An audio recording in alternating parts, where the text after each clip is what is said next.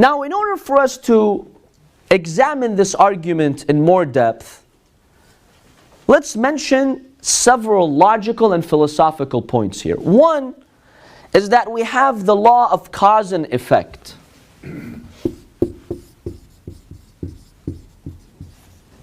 In Arabic, in philosophy, we call this al-'illah wal-ma'lul. The 'illah means the cause.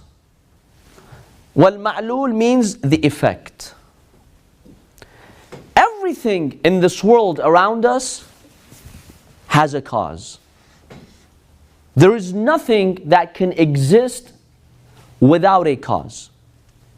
This is an intellectual law that our power of reason dictates to us. There is a cause to every single effect. Now, when you examine the world around you, the existence around you, the mind tells you everything needs to have a cause. Now, the intellect points to you that everything has a cause. The universe is based on this principle of al-'illah, of a cause. Now, all of these effects in the world, they need to go back to one cause that created everything, that caused everything, or put everything in motion.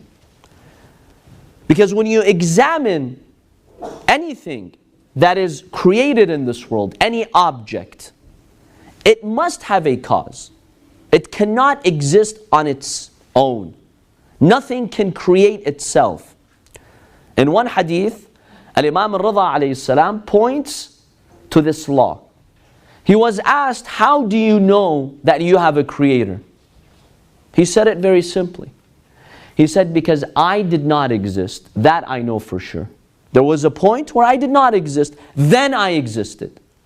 I know I didn't create myself, and I know someone weak like me didn't create me. So I know that I have a creator, that's Allah subhanahu wa ta'ala. He is the first cause. So you have to end at a first cause. Why? You could argue, okay, anything that was created, you can go back in time and say there was something else before it that created it. These galaxies and stars, what created them? There was an event that created them. You go back in time. You go back to the Big Bang. You go back to that first dense core. In the end, you need a first cause that put everything in motion. Because nothing can create its own self. Nothing can move its own self. Now, some will tell you, well, you don't have to arrive at that first cause. It was just there. This kept happening, this cycle. Every effect has a cause. That cause has another cause, and you just go back in time, infinitely. The mind tells you this is impossible. In Arabic, we call this at-tasalsul.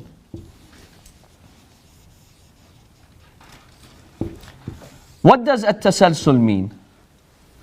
When something goes back into existence, ad infinitum is what we call it in philosophy.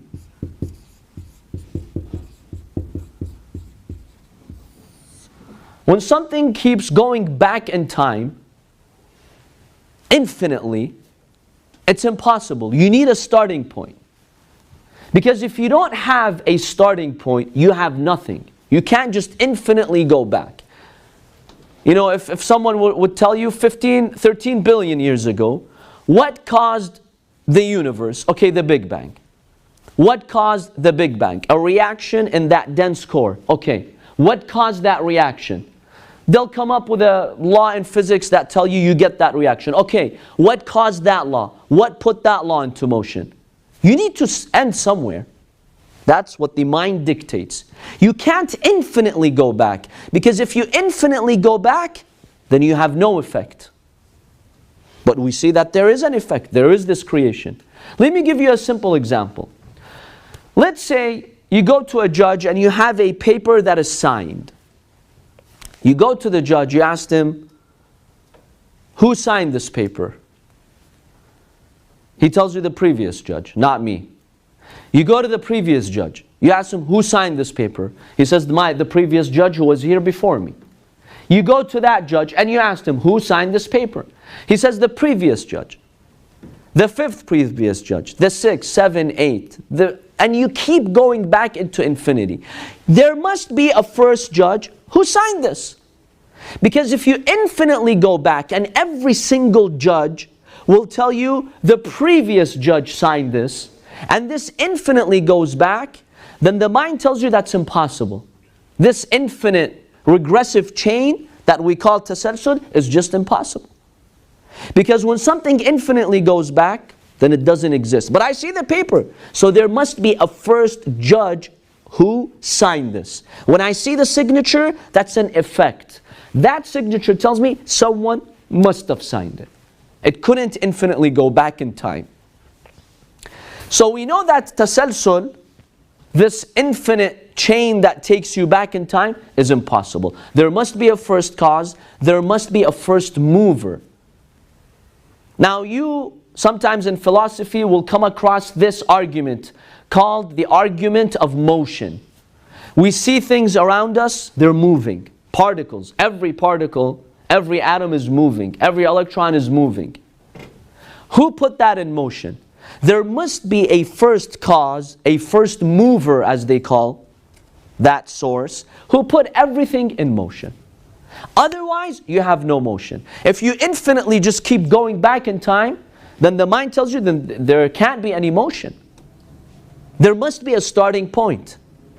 You can't just infinitely go back and say, oh, that previous factor caused the motion. Okay, what caused that factor? Oh, another previous factor, and another one, and you infinitely go back. That's impossible. There must be a first factor that put everything in motion.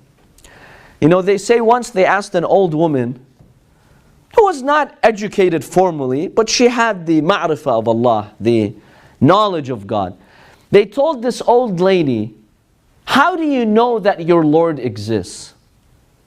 Now she would sew clothes, and she had, you know, that spinning wheel. She says, my wheel tells me God exists. They're like, how? She's like, when I move it, it moves. And when I stop, it stops. In other words, everything needs a cause. That wheel, it's not going to spin on itself. If I move it, it moves. If I don't, it'll stop. It can't move itself. It needs an outside factor to move it. So even that first core from which the Big Bang occurred, it needs an outside, external power that put it in motion, that gave it its energy.